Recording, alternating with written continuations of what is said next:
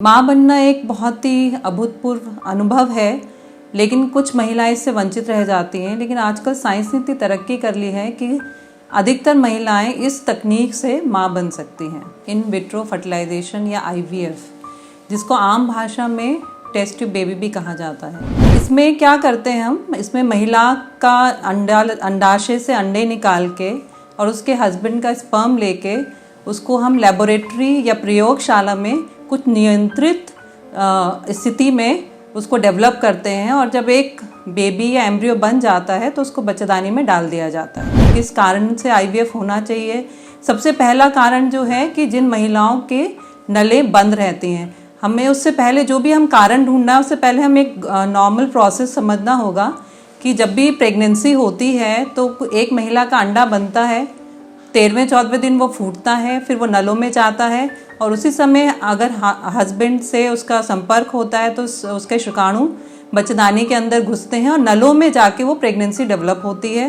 वो pregnancy develop होने के बाद वो बच्चेदानी में आके चिपकती है। तो अगर नले बंद हैं तो प्रेगनेंसी नहीं हो पाएगी। तो सबसे मेन कारण जो IVF तकनीक डेवलप हुई थी वो यही था कि जिन महिलाओं की नलें बंद होती हैं, जो 50% महिलाओं में नलें बंद हो सकती हैं, तो उसमें हम IVF का एक टेक्निक है जिससे हम उसको सुविधा दे सकते हैं। जो आजकल बहुत ही कॉमन है वो है PCOD, polycystic ovarian disease. Polycystic ovarian disease में जो महिलाएं हैं उनके अंडे कम बनते हैं या देर से बनते हैं, और उनको हमें कृत्रिम तरीके से इंजेक्शंस दे दे के बनाना पड़ता है। तो उन केसेस में जब इतने हैवी इंजेक्शंस हम दे रहे हैं तो IVF करने से संभावना प्रेगनेंसी की बढ़ जाती है। तीसरा कारण, मान लीजिए हस्बैंड के शुक्राणु बहुत कम है तो नेचुरल तरीके से प्रेगनेंसी नहीं हो पाएगी, तो उसमें भी हम IVF का सहारा ले सकते हैं।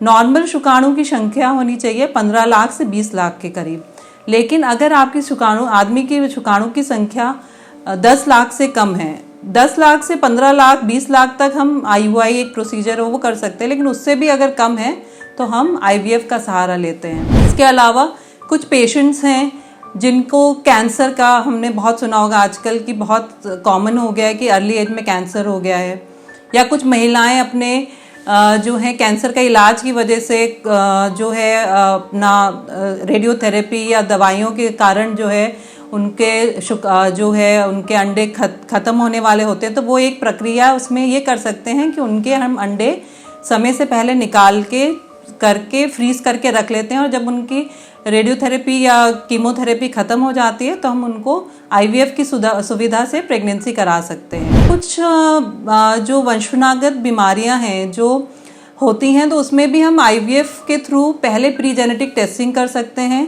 जो एम्ब्रियो बने हैं उनको हम प्री जेनेटिक टेस्टिंग करके जो अच्छे वाले एम्ब्रियो जिसमें वो जेनेटिक प्रॉब्लम नहीं है वो हम सीधा एम्ब्रियो ट्रांसफ़र कर सकते हैं। तो ये IVF के इंडिकेशन, और जो आजकल कॉमन इंडिकेशन ये भी है कि बहुत सारे हम प्रोसीजर कर रहे हैं जो उससे पहले दवाई दे रहे हैं, हम IUI कर रहे हैं, अगर वो फेल हो जाते हैं तो लास्ट ऑप्शन IVF का बचता है। IVF भी जो है एक ब्रॉड प्रोसीजर है।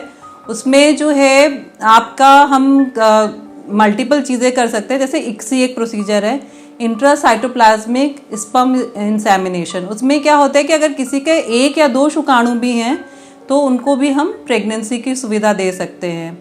या फिर महिला का जो है उसकी एज ज़्यादा हो गई है या किसी कारणवश उसके अंडे ख़त्म हो गए हैं तो हम किसी और का डोनर एग लेके भी हम IVF कर सकते हैं।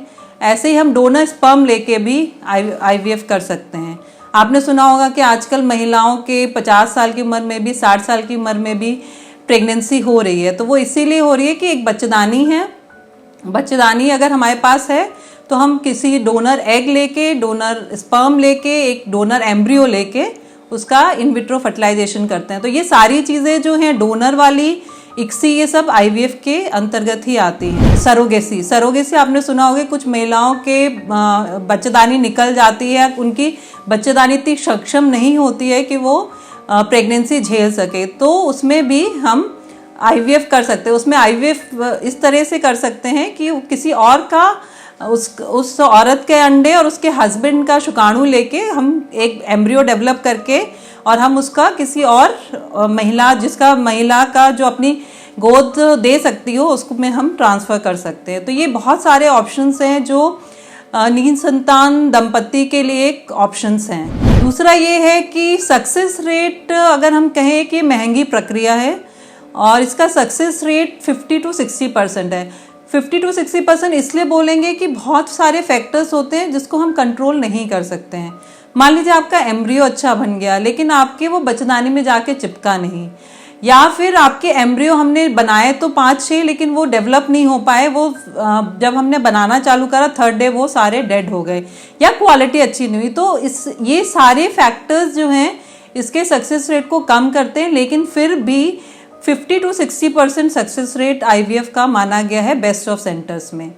तो मेरी उम्मीद यही है कि जो महिलाएं हैं अगर उनको निसंतानता की दिक्कत है तो वो ज़रूर डॉक्टर से संपर्क करें और निराश ना हो, क्योंकि उनके लिए एक IVF वाली सुविधा भी अवेलेबल है अब।